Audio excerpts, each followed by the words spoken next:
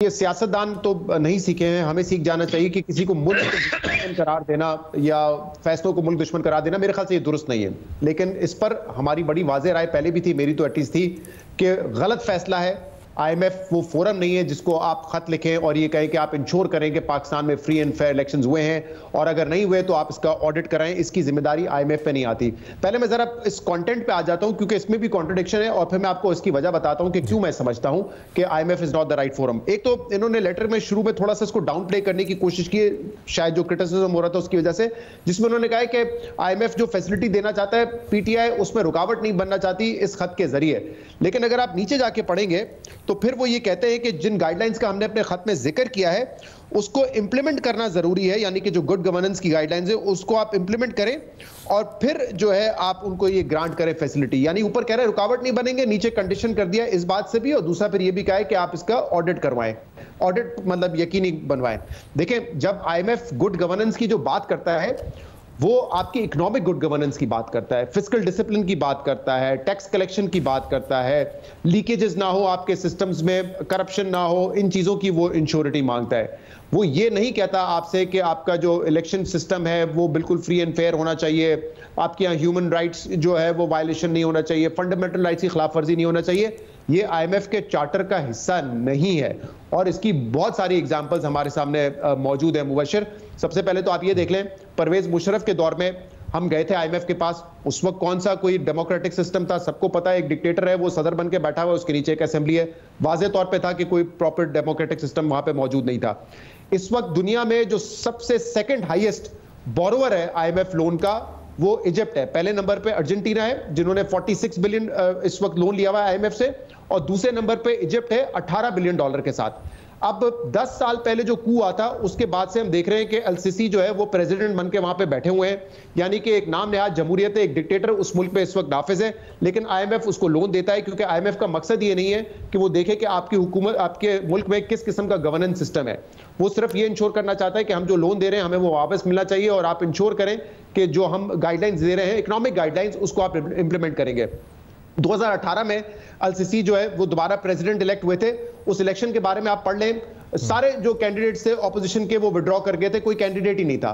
फिर उन्हीं के अंडर जब पार्लियामानी इलेक्शन हुए उस पर भी कई इल्जाम लगे, लेकिन वहां पे आपने देखा कि अभी 2 महीने पहले एक और डील हुई है $3 बिलियन की, तो इजिप्ट को तो पैसा मिल रहा है। बांग्लादेश में अभी इलेक्शंस हुए जिसमें खालदा जिया अरेस्टेड थी, ऑपोजिशन के तकरीबन 25-30 हजार लोग अरेस्टेड थे, लेकिन हसीना वाजिद साहिबा दोबारा वजीर आजम बन गई।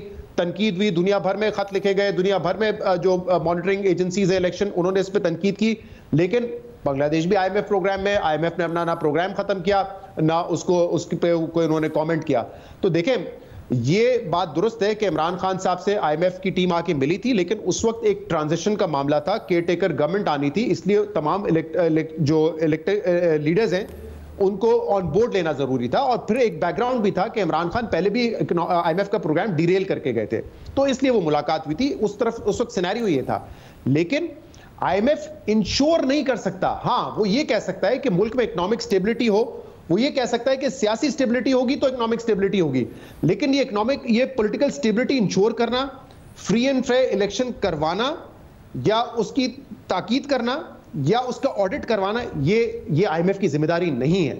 आपकी फ्रस्ट्रेशन इस वक्त जायज है, आपको जो लीगल फोरम्स है उससे इंसाफ अगर नहीं मिल रहा, आपको चाहिए कि उस पर आप ज्यादा जोर दें। हम सब बात करते हैं उस पर यहाँ पे बैठ के, कोई इसको जस्टिफाई नहीं करता, लेकिन इस फ्रस्ट्रेशन में आप आईएमएफ को खत लिखें और ऐसे इकदाम करने का कहें जिससे खुदा ना खास्ता अगर आईएमएफ प्रोग्राम डीरेल होता है, अव्वल तो नहीं होगा, आईएमएफ आई थिंक इसको बिल्कुल नॉन इशू समझ के इग्नोर करेगा, लेकिन अगर हो भी जाता तो आप क्या हासिल करते? पाकिस्तान को नुकसान होता। आज जो महंगाई 30% है वो जाके 60-70% या 100% बढ़ जाती, तो फिर हम कहां पे जाते हैं? तो मेरे ख्याल से पहले भी कहा था, it is a no brainer, कोई तुक नहीं बनती थी इस खत की।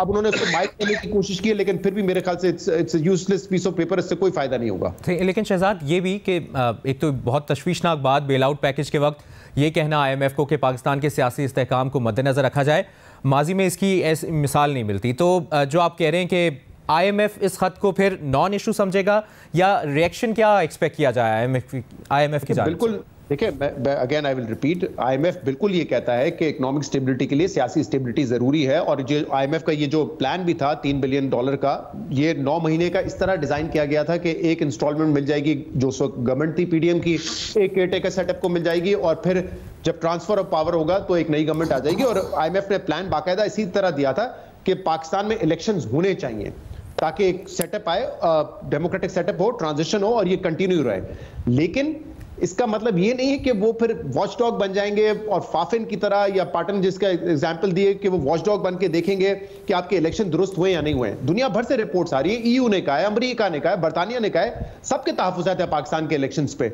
लेकिन मैं फिर वही कहूंगा, आईएमएफ वो फोरम नहीं है जो इंश्योर करेगा कि आप ऑडिट करवाएं। वो कह रहे हैं ऑडिट किसी और से कराएं, लेकिन आईएमएफ इंश्योर करें नहीं कर सकता। आईएमएफ का ये डोमेन नहीं है कि वो इंश्योर करेगा कि पाकिस्तान में जो इलेक्शंस हुए उसको ऑडिट किसी थर्ड पार्टी से करवाएं।